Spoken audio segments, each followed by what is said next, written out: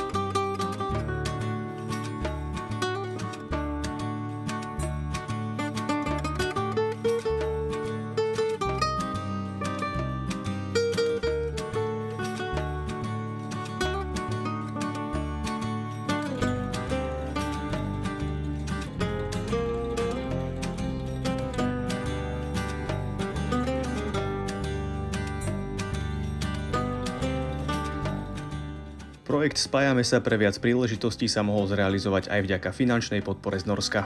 Our expertise is on Roma. Našou špecializáciou sú rómske komunity, preto ma do projektu prizvali ako poradcu s ohľadom na rôzne aspekty týchto komunít, či už sa to týka kultúry alebo ich integrácie. Súčasťou projektu bolo aj to, aby sa partneri dozvedeli, ako pracujeme v Norsku. Preto som 2 členov tímu v lani v máji pozval do našej krajiny, kde diskutovali so zástupcami miestnych samospráv. V Norsku nie je veľa Rómov, ale žije u nás mnoho imigrantov, ktorí čelia rovnakým problémom. Who face the same problems. Projekt Spájame sa pre viac príležitostí bol podporený prostredníctvom norských grantov a spolufinancovaný zo štátneho rozpočtu Slovenskej republiky.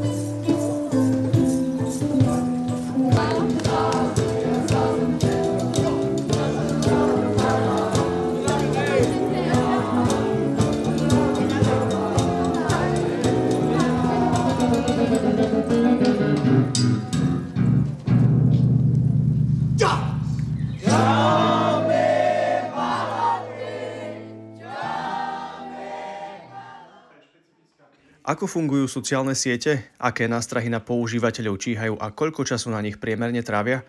Odpovede aj na tieto otázky dostali žiaci základnej školy Laca Novomestského v Lučenci, ktorí sa zúčastnili špeciálnej prednášky v rámci projektu Spájame sa pre viac príležitostí.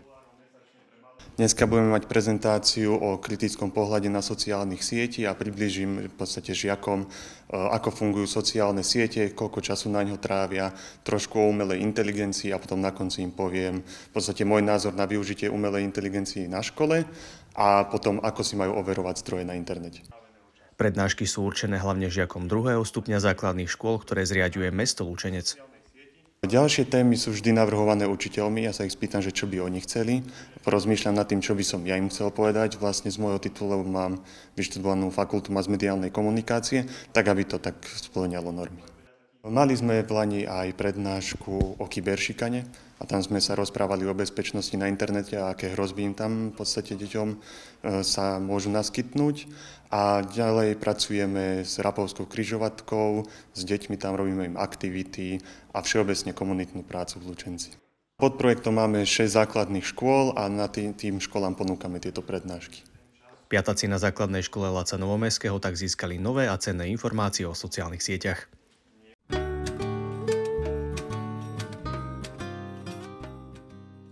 Pán starosta, rád by som sa opýtal, aké najväčšie problémy s bývaním máte vo svojej obci? Tak obec Jesenské je akože dosť veľká obec a máme rôznorodé obyvateľstvo. Najväčšie problémy máme s tým, že nemáme stavené pozemky pre rodinné domy, potom pre sociálne slabšiu vrstvu ešte nemáme nájomné bývanie, aj keď sme mali pripravené projektové dokumentácie, aj na prestupné bývanie, aj na sociálne bývanie. Ale vždy je to ako rozporúplné, že vlastne ako by sme to mali akože postaviť v Jesenskom, lebo máme rôzne skupiny sociálne slabých obyvateľov, ktorí majú rôzne názory a pohľady na nájomné bývanie. Jednak máme skupinu, ktorá by si to vážila a tá skupina nechce bývať s tými, ktorí skôr len žiadajú a dodnes potvrdili aj v rámci súčasného bývania, že vlastne sa nevedia starať o svoje obydlie. A tu vlastne prichádza otázka, že potom aké nájomné bývanie by sme mali pripraviť pre tých obyvateľov, ktorí si to zaslúžia a akým spôsobom by sme mohli vymáhať zákonné normy pri tých, ktorí sú neprispôsobiví, aby potom nejakým spôsobom predsa len boli integrovaní do spoločenstva a starali sa o svoje obydlie. A tieto otázky akože dávame stále do popredia akože na rôznych zasadnutiach obecného zastupiteľstva už 18 rokov. A veľa vecí sme vyriešili, ale ešte stále sme neodskúšali jeden dôležitý bod a kvôli tomu sme sa aj dneska stretli, že akým spôsobom by sme mohli pomôcť tým ľuďom, ktorí by určitou pomocou dokázali svojpomocne postaviť svoje obydlie. Tento príbeh sme začali ešte v roku 2008, keď sme chceli pre sociálne slabšiu vrstvu doniesť rôzne pomocné mechanizmy na to, že ako šetriť peniaze, ako sa naučiť finančnú gramotnosť, ako sa starať o svoje obydlie. Ale v tom období sme tento program odskúšavali s občianskym združením ETP Slovensko a ten program sa vtedy nepodaril, lebo veľmi nechceli akože šetriť tí obyvateľia, ktorí vyšli do tohoto programu. V súčasnosti sa vynára akože nová príležitosť so Slovenskou sporiteľňou v tom, že vlastne sme našli pozemky pre tých ľudí, ktorí majú záujem o šetrenie, majú záujem o svojpomocnú výstavbu bytov a zároveň patria do tej skupiny obyvateľov, čo som vám spomínal, že sociálne slabší a dokážu zmobilizovať aj rodinné prostredie na to, aby dokázali šetriť, aby dokázali svojpomocnou výstavbou urobiť napríklad rodinný dom. Takže v podstate akože veľmi sme privítali akože projekt domov neziskovej organizácie, ktorá vlastne ponúka všetky tie veci, ktoré my akože sme požadovali a zároveň sme našli aj také rodiny, ktoré by mali záujem o tento program v rámci obce Jesenské a obecné pozemky sme dokázali akože vyčleniť na tento sociálny program pre tých ľudí a konkrétne rodiny, ktoré dokážu splniť požiadavky v rámci projektu domov. Ďakujem. V čom považujete program svojpomocnej výstavby prínosný pre vašu obec a pre vašich obyvateľov? Dlhodobo sledujeme akože výstavbu sociálnych nájomných bytov a to, čo som vám aj avizoval, že vlastne Veľakrát napríklad v 12-bytovej jednotke 9 rodín dokáže splniť všetky tie požiadavky a 3 rodiny akože nesplňa alebo majú problémy starostovia aj v okolitých obciach s týmito rodinami a dlhodobo nevieme spolupracovať práve s takými rodinami, ktorí narúšajú priebeh takéto výstavby. A od začiatku, ako som vstúpil do funkcie, ja trvám na tom, že mala by byť nejaká disciplína a vyžadovanie akože nejakých právnych záležitostí a hlavne úcta k tým ostatným spolubývajúcim v rámci takéhoto bývania. A myslím si, že tá zodpovednosť v rámci tohto programu Projekt domov je akože prvorada. Tá disciplína je tiež veľmi dôležitá priorita v tomto. A v neposlednom rade tá odbornosť a prístup všetkých zainteresovaných strán do výstavby takéhoto typu domu je, myslím si, že veľmi významná. A myslím si, že to je hudba budúcnosti, že takto by sme mali pomáhať nielen sociálnym vrstvám, akože slabším vrstvám, ale aj mladým rodinám na Slovensku. Ďakujem. Pán starosta, stretli ste sa s nejakými ťažkosťami počas implementovania tohto programu svojej pomocnej výstavby? Ja som vravel, že dlhodobo akože vidíme tie úskalia, že vlastne na jednej strane akože nasľubujeme, že budeme plniť nejaké požiadavky v rámci zmluv, či je to nájomné bývanie, či je to prestupné bývanie, alebo už aj v súčasnosti v Jesenskom máme rôzne typy domov, kde vlastne aj doteraz mohli bývať sociálne slabšie vrstvy. Ale ako som vám aj spomínal, tá disciplína, platobná disciplína, udržiavanie poriadku, udržiavanie životného prostredia okolo týchto domov je veľmi dôležitá taktiež. A práve to sú tie úskalia pre budúcnosť, že vlastne ako by sme to vedeli zabezpečiť. V rámci tohoto programu sa nám páčilo to, že vlastne každý dostal tie isté informácie. Každá rodina, ktorá chcela postaviť v rámci svojej pomocnej výstavy ten dom. A na základe výberu a na základe toho, že chceli splniť tie požiadavky, zmluvné požiadavky projektu domov, tak vlastne sme našli tie rodiny, ktoré už sú si vedomí, že majú aj zodpovednosť, nie len práva v rámci tejto výstavby a veľmi zodpovedne pristupujú k tomu, aby splnili potom tie náročné požiadavky k tomu, aby dokázali nielen finančne, ale aj technicky splniť na požiadavky na výstavu týchto domov, vlastných rodinných domov. Tiež by som sa rád opýtal, pán starosta, ako vnímate problematiku bývania v regióne a poprípade, aký je tu potenciál na takýto program svojej pomocnej výstavby? Myslím si, že vlastne, keď budú vidieť aj iné rodiny sociálne slabšie, že dá sa a s takouto pomocou by dokázali akože postaviť, tak je veľmi dôležité, aby sme dokázali vyčleniť pozemky na výstavbu takýchto typov domov, rodinných domov. A potom tá cieľová skupina je veľmi dôležitá, aby si uvedomila, že vlastne zodpovednosť preberajú už oni. A spoločne im vieme akože pomáhať, či samospráva, ale aj v rámci projektu domov, aby sme vedeli takto akože vyčleniť rôzne kapacity pre týchto ľudí, pre tieto rodiny. Je niečo, čo by ste rád dodal, pán starosta? Tak je veľmi dôležité, aby sme propagovali vlastne tento prístup, že pri tých nárokoch a požiadavkách určitých rodín je veľmi dôležitá tá zodpovednosť a naučiť sa finančnej gramotnosti, aby vedeli splácať a aby vedeli šetriť zdroje na výstavbu a prevádzku týchto obydlí. Takže ešte by som chcel podotknúť, že príležitosťou pre tie rodiny, ktoré sa chcú vymámiť akože do sociálne slabších pomerov a naozaj chcú mať svoje vlastné obydlie, tak to je akože veľmi dobrý cieľ aj pre majoritu. Že sú a máme aj v Jesenskom veľa takých rodín, ktorí sa chcú integrovať a chcú mať za sebou lepší rodinný život alebo sociálny život. Ale samozrejme aj v Jesenskom máme 3 skupiny, napríklad sociálne slabšej vrstvy z rómskej komunity, ktorá vlastne má úplne inú mentalitu a tieto mentality akože spolu veľakrát nevedia spolu nažívať. Takže to je akože veľmi veľká otázka pri nájomnom bývaní. Že akým spôsobom im pričleniť napríklad byt v budúcnosti, lebo špecifikum Jesenského je práve aj táto mentalita. V iných obciach, keď sú to rovnaké skupiny, tak tam to nejakým spôsobom vedeli vyriešiť. U nás je to veľmi ťažké. Ale v rámci tohoto programu takisto je veľmi ťažké vyčleniť také pozemky, lebo aj majorita sa obáva, že vlastne ako sa prispôsobia určité skupiny v rámci nejakej komunity k spolunažívaniu, ale práve v tomto programe sme videli ako príležitosť pre tie rodiny, ktoré chcú slušne žiť a dokážu sa prispôsobiť napríklad k šetriacemu programu, dokážu technicky zrealizovať kvalitne to obydlie pod dozorom a dokážu akože úplne zapadnúť do tej komunity, v rámci ktorej sme vyčlenili tie pozemky. A to budú veľmi ťažké otázky aj v iných obciach, že vlastne akým spôsobom sa prispôsobia jednak k technickým požiadavkám, potom k tomu, čo sme spomínali, k tým finančným požiadavkám a vôbec k spolunažívaniu so susedmi. To bude vždy ako veľmi ťažká otázka aj na Slovensku. A preto som to vyzdvihoval, tento program, že nie len pre sociálne slabé vrstvy alebo najslabšie vrstvy by sme mali tieto programy robiť, ale vôbec pre mladé rodiny na Slovensku. Takže preto to vítam, aby sme to ukázali, že existuje takýto program a pre všetky mladé rodiny, ktoré vlastne štartujú svoj život, by sme mohli takýto program akože pripraviť, tak ako to bolo dakedy pre mladé rodiny.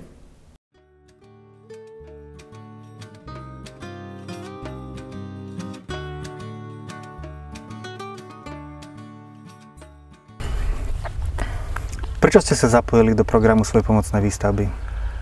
Kaptam egy ajánlatot egy ismerősömtől, hogy működik ez a projekt. Felvettük a kapcsolatot, és úgy láttam, hogy csak ezen keresztül lehet a gyerekeknek felépíteni ezt a házat. Stretli ste sa s nejakými ťažkosťami alebo problémami počas výstavby? Hát az eleinte voltak kisebb-nagyobb problémák, mivel itt nem volt az építkezési terület, csak szántóföld, úgyhogy ezt megvettünk, mint szántóföldet, utána átcsináltuk az egészet építkezési területre. Ott voltak egy kis nagyobb problémák, ma sokat kellett volna a papírokra, úgyhogy mást egyelőre nem is tudnak mondani. Čo vám najviac pomohlo v rámci asisztencie nášho programu pre vás? Ez nagyon sokat segített, hogy a papírmunkákban segített mint maga.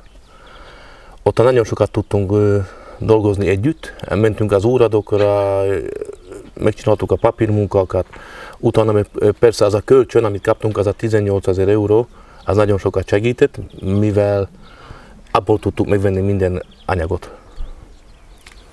Odporúčali by ste tento program Svoj pomocnej výstavy pre ostatné mladé rodiny alebo pre ďalších ľudí? Igen, mindenkinek, sok embernek mondjuk, itt is a faluba, mondtam fiataloknak, pedig itt van előttük a példa, és félnek belemenni. Prečo sa boja do toho ísť? Szerintem nem hiszik el az egész dolgot, pedig ma tényleg, hogy előttük nőtt fel ez a ház úgy, hogy van rá lehetőség, meg lehet csinálni. Szerintem több reklámot kéne neki adni. A môže to byť spôsobené aj tým, že po prípade neveria si, nemajú takú dôveru v sebe samé? Igen, az is lehetséges, igen. Hogy félnek tőle. Nem hiszik el. A pomáhal vám niekto pri tejto Svoj pomocnej výstavbe? Igen, segítettek itten a szomszédok, a család, nagybátyám, apukám, sokan, akik értenek az ilyen munkákhoz. Vidíte potenciál pre tento program Svoj pomocnej výstavby v regióne? Igen, van benne potenciál, csak szerintem megint fogom hangsúlyozni azt, hogy több reklámot kéne adni itt ebbe a körzetbe. Elég kevesen tudnak róla. Je niečo, čo by ste nám ešte rád povedal ohľadom tohto programu?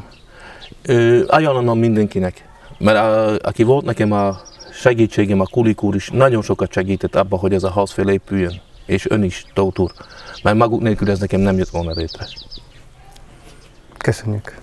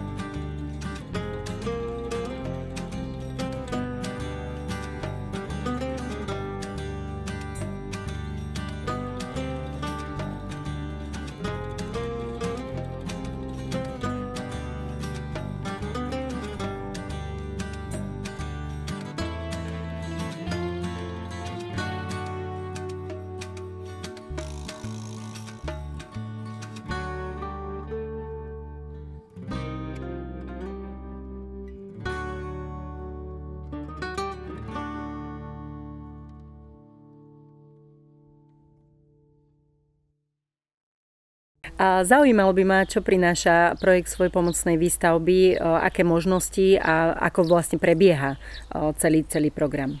Spomínaný program prináša možnosť pre ľudí postaviť si vlastné bývanie. Pretože si uvedomujeme, že bývanie je základná ľudská potreba a bez bývania je to veľmi ťažké dosiahnuť ako vyššiu kvalitu ako života. Ako prebieha celý projekt alebo celý program svojpomocnej výstavby? Najprv začneme spolupracovať so samosprávou, predpripravíme nejaké pozemky pre našich klientov, oslovíme klientov, oni začnú sporiť. Sporia pravidelne počas jedného roka po 100 eur a my sledujeme, že či sú dostatočne finančne zodpovední a či by dokázali zvládať splácať úver. Následne popri tom v podstate pomáhame im s vybavovaním papierových dokumentácií na ten dom, povolení, taktiež pomôžeme im vybaviť úver v banke. No a potom im poskytujeme asistenciu počas samotnej výstavby, či už zabezpečovanie stavebného materiálu, či už zabezpečovanie špeciálnych odborných prác, alebo v podstate celkovo konzultácia v rámci výstavby. Taktiež v závere pomáhame aj s kolaudáciou a potom vlastne človek už začne splácať úver a má vlastné bývanie legálne, bezpečné a zdravé. Ak teda dobre tomu rozumiem, tak klient v podstate naozaj svojou prácou a takisto teda nedostáva nič ako keby aj z financií do ruky, ale teda prebieha to iným spôsobom? Áno, máme výnimočnú spoluprácu so Slovenskou sporiteľňou, ktorá dokáže dať úvery pre našich klientov a je to nastavené tak, že klienti nedostávajú peniaze v hotovosti, ale nakupuje sa z toho úveru stavebný materiál, aby sa predišlo tomu, že by náhodou rozpočet nevystačil na postavenie celého domu.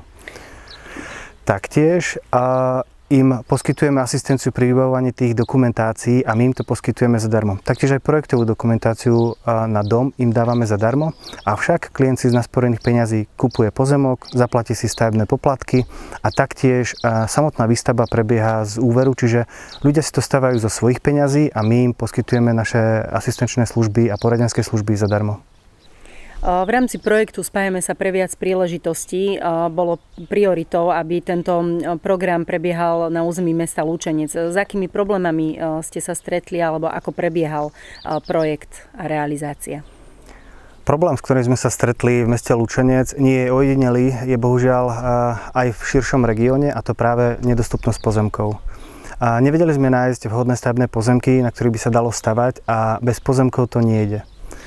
Ďalším problémom, ktorý bol v priebehu realizácie aktivít, bol extrémne navyšovanie cien stavebného materiálu asi tak 2 roky dozadu, taktiež zvyšovanie úrokových sadzieb a ľudia sa báli ako keby ísť do svojpomocnej výstavby, cítili neistotu. Taktiež veľmi ťažké bolo stanoviť rozpočet na ten dom, keď tie ceny boli tak strašne pohyblivé. A klienti v rámci teda tej dôvery, ktorú môžu získať voči projektu domov, potrebujú viac času, alebo teda ten čas je postačujúci na to, aby sa dokázali adaptovať na to? Dôvera sa získava veľmi ťažko. Či už dôvera v našu organizáciu a naše možnosti, ako im pomôcť, taktiež aj dôvera v nich seba samých. To znamená, aby dokázali si predstaviť to, že to zvládnu. Pretože stavať dom je dosť ako keby veľká vec v každom živote človeka a mnohí ľudia sa toho boja. Je to náročný proces, avšak postupom času sa nám darí získavať dôveru tých ľudí a v regióne sa nám darí dostávať stále viac a viac do povedomia a v podstate treba na to viac času. Je to beh na dlhé trate a chceme v obci v podstate dosiahnuť výsledky a s nejakými hmatateľnými výsledkami, tak na to treba v priemere 2 až 4 roky. Môžeme teda považovať tento projekt, ktorý je pilotný na území mesta Lučenec a teda neskôr rozšírený aj na územie Banskobystrického samosprávneho kraja, ako niečo, čo ste začali, čo sa aktívne a efektívne rozbehlo, ale teda ešte nedošlo úplne k tým realizáciám v takom rozsahu, ako bolo možno na začiatku plánované. V podstate áno. Naša organizácia funguje na východnom Slovensku dlhšie a tam tie úspechy sú mnoho markantnejšie. Čo sa týka regiónu BBSK, tu sa v podstate len rozbiehame. Sme tu v podstate 4. rok a ono si to pýta čas práve na ten začiatok. Avšak dobrá správa je, že to povedomie sa dvíha. Uznávam, že to povedomie nie je ideálne, pretože je veľmi náročné osloviť takýto veľký región a nie každá lokalita je vhodná. Avšak robíme, čo je v našich silách a veríme v tomu, že v budúcnosti môžeme dosiahnuť o mnoho väčšie výsledky a vidíme v Banskobystrickom samosprávnom kraji veľký potenciál. A je to vlastne aj špecifické na základe teda klientov a vzťahu tej minority s majoritou. Predpokladám, že tam asi tiež možnosť treba bojovať s takýmito vecami. Áno, často sa stretávame s takou prekážkou. skrytý rasizmus. Povedzme si otvorene, že veľakrát majorita nechce dovoliť rómskej komunite nejak sa posunúť ďalej. Sú radi, keď sú ako keby v úvodzovkách za hranicou obce. A je veľmi ťažko meniť myslenie týchto ľudí, že predsa len aj oni si zaslúžia príležitosť lepšie bývať, lepšie žiť. A aj v rómskej komunite sa nachádza kopec zodpovedných a šikovných ľudí, ktorí v podstate sa chcú vymaniť z tej generačnej chudoby, v ktorej žijú, chodia do práce, majú príjem, chcú žiť kvalitnejšie, ale veľakrát nevedia ako na to a veľakrát im robia prekážky v podstate aj obyvateľia majority. Ale myslím si, že v rámci toho, čo môžeme ukázať, pretože stojíme pred krásnym domom, ktorý teda bol realizovaný vďaka programu svojej pomocnej výstavby, tak myslím si, že je to dobrý krok. A teda čo môžeme povedať k tomu konkrétnemu domu?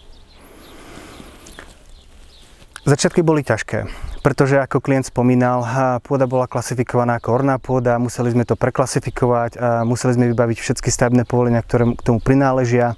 Počas výstavby sme sa stretli s prekážkou, ktorú som spomínal predtým, a to zvyšovanie cien stavebných materiálov, čo nás extrémne zbrzdilo. Museli sme to riešiť v podstate refinancovaním úveru a navýšením toho úveru, aby sme to zvládli. A spolupráca s klientom bola veľmi dobrá. Sú to veľmi šikovní ľudia, dobre sa s nimi spolupracovalo a tento dom postavili za veľmi krátku dobu a postavili ho veľmi kvalitne, ako máte možnosť vidieť. Je to pekný dom a je to príležitosť pre mladú rodinu žiť lepšie.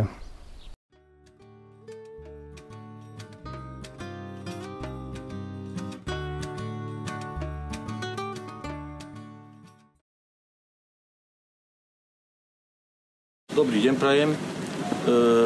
Predstavím sa, volám sa Roman Kaločaj, pracujem v agentúre práce Banskobystrického samosprávneho kraja a chcel by som vám predstaviť našich klientov, pána Botoša Roberta a pána Erika Botoša, ktorí sú otec so synom a ktorí nám robia dobré meno v agentúre práce a urobíme s nimi taký krátky rozhovor, aby povedali, že ako našli prácu a tak ďalej. Oni prejavili záujem obidvaja o prácu v našej agentúre a na základe skúseností pána Roberta Botoša